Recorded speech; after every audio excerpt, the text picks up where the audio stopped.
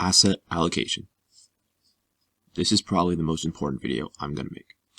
If you understand this concept, not only are you ahead of 90% of people in the stock market, but this is what people pay thousands of dollars to certified financial planners for.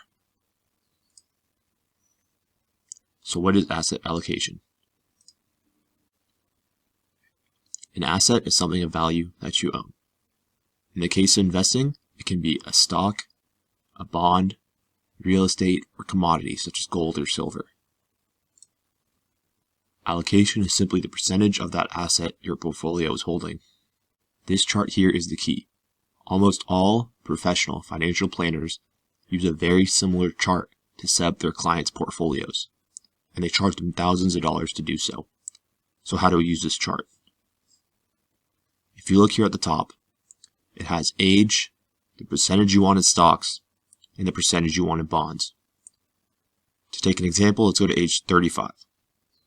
You would want 65% of your portfolio in stocks and the remaining 35% in bonds.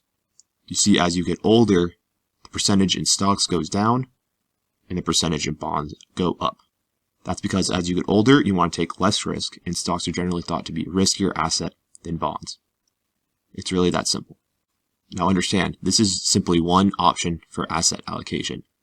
There are many different ways to use this concept. This chart here has only stocks and bonds, but you can add other options such as cash or other commodities like gold. I recommend just looking up an asset allocation chart by age on Google and find something you like. To wrap up, you need to find an asset allocation plan that works for you, and you need to stick to it. Now you understand that you need to have a certain amount of money in the stock market and a certain amount of money in bonds or in other types of markets to diversify your portfolio.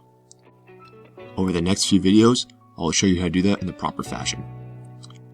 See you guys next time, and don't forget to subscribe for daily videos.